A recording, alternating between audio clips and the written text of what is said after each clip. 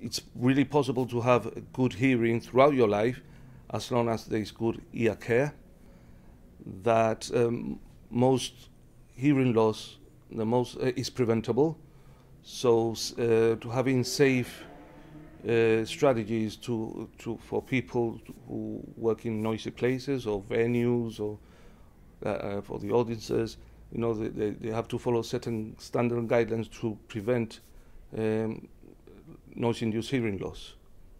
And to actually, the other message is to actually a call for governments and event organizers to actually do more than what they have been doing in the past. You also have a pamphlet that talks about how to communicate, because for people, maybe they feel a bit awkward, they don't really know how to, the best way, maybe they don't want to offend. What are the general tips that you'd be able to tell people? Well, it's twofold. I've got to give tips for the person who is deaf and also for the person who wants to communicate with someone who is deaf. Let's start with the person who is deaf. The person who is deaf has to make aware to the person that they are deaf. In the past there's been a lot of taboo. They rather, they just nod away, making believe that they are understanding everything when really they are not. So they're not helping themselves. So they really have to come forward and just say, don't be shy, and just say, please, I don't hear very well. Can you please repeat that, or can you speak louder? And with respect to someone who wants to speak with someone who is deaf, just be conscious that people who are deaf, they rely on the other senses, which is eyesight. So they need to look to your face, see your expressions, read your lips, to fill in the gaps of what they're missing out from the hearing. And GHITA, I believe, is part of the World Hearing Forum. So how important is that? What does that mean? Firstly, GHITA has access to data and resources and contacts at an international level that reputable, they are medically professional, and that data and those resources, if it's available to us, it's available to the rest of Gibraltar.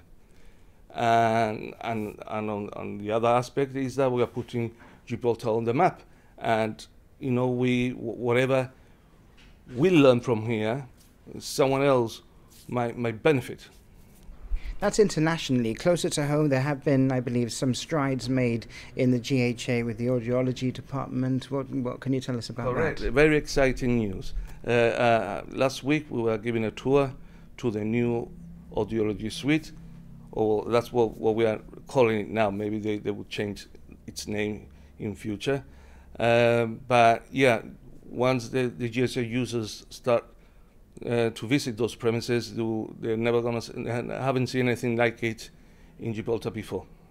It's got a testing booth for programming and hearing aids.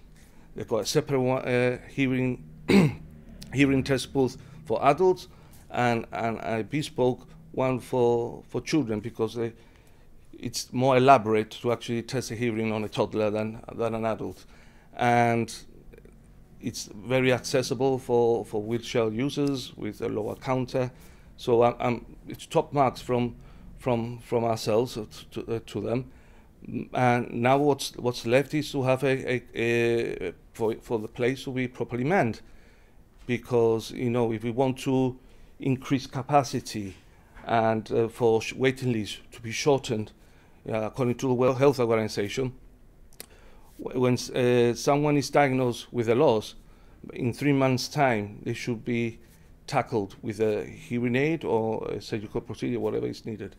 And so now waiting lists in the past and as of recent do grow to like nearly a year. So that's unacceptable in that sense.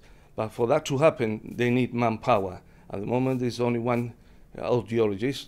So there's no point of having 3 different rooms. It's only one of the rooms is being used at any given time.